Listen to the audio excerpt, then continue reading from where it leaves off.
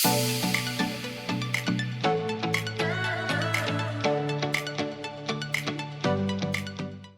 everybody, how's it going? It's that detail dude coming at you.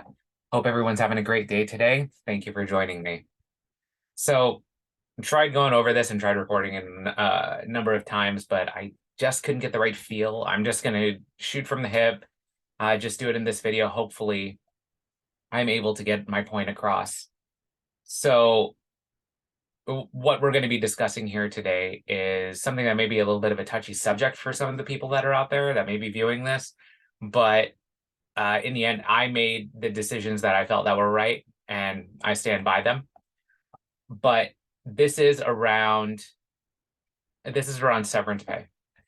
So for those of you that are unaware, in the tech industry or for larger companies, the corporations and enterprise-sized companies, when people are let go, if it has nothing to do with their performance and it's just something where they're like, hey, we're either cutting positions or we just need to eliminate people because maybe new investment came in, things like that, then what they do is they provide you some severance for that time before you actually find another place of work.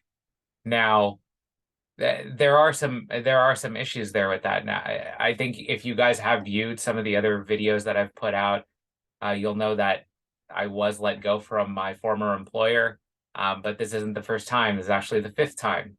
So usually when all of this would go down, I would be provided with a few contracts that I would need to sign before I actually get that severance. But if you actually read those contracts, there's various stipulations in there. So I'll just go over what my experience was over here. So after I found out that I was being let go, I was given the contracts that they wanted me to review. And they said that there was a set time limit. I only had 7 days to review that and make my decision.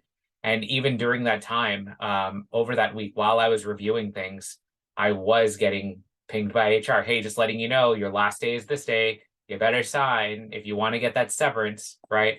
And the amount that they provide for severance is going to vary on the position that you held, the amount that you made, how long you were there, all of that stuff, right? So it was, it was a substantial amount. I'm not going to say it was just, chump change or anything like that. And when I am, provided this, I'll just sign it, usually take the severance, try to move on with things.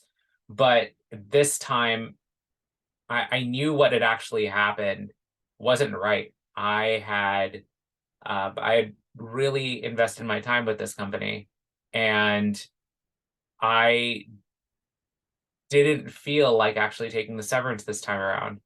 The things that were stipulated in the contracts are things like signing an NDA, so you can't mention anything to maybe your friends or depending on what's stipulated there, sometimes even your family, and you can only mention it to to the next employer, somebody that you may be interviewing with. And then also they do make you waive your rights for any sort of legal recourse in the future. So do you want to get rid of that for a few bucks? Or do you feel like it is something that you would like to have, in your back pocket, right?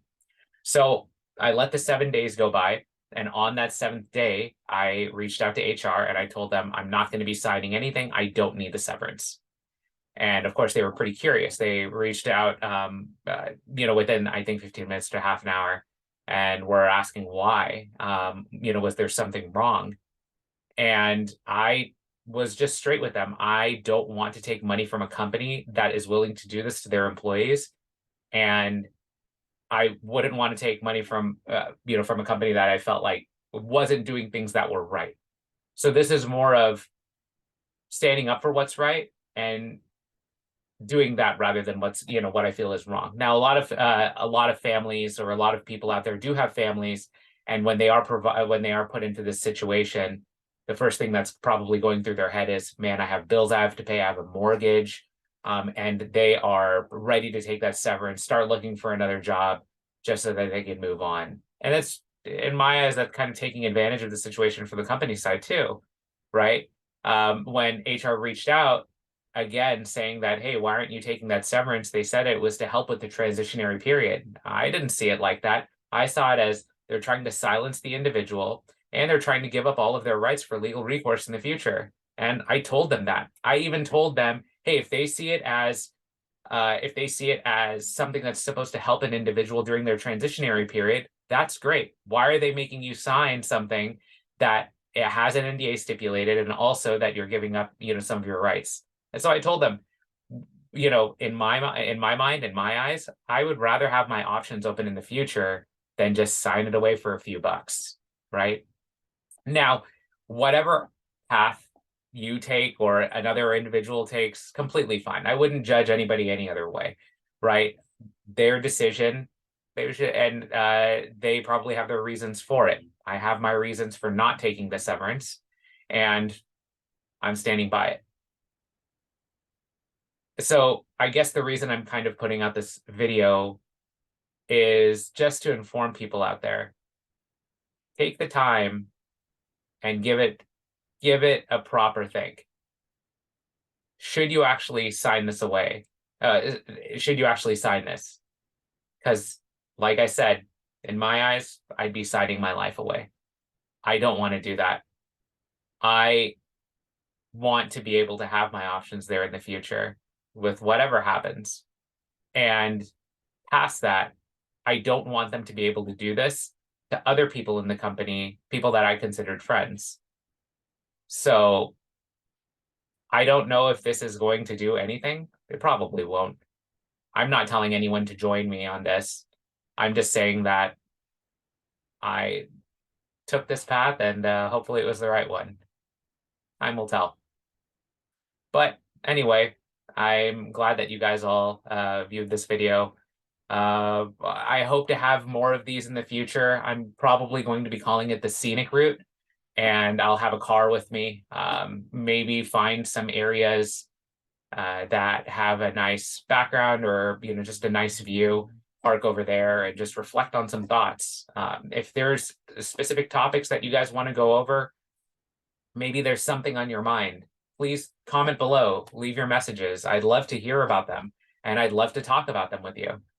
But yeah, until next time, please like and subscribe. I'd really appreciate it, guys. And please, if you are new to this, if you're just seeing this for the first time, this channel is really dedicated to my journey, leaving the tech industry, getting into automotive, and seeing if I can build a business. Not sure if I'm going to succeed or fail, but I've really thrown myself into it now.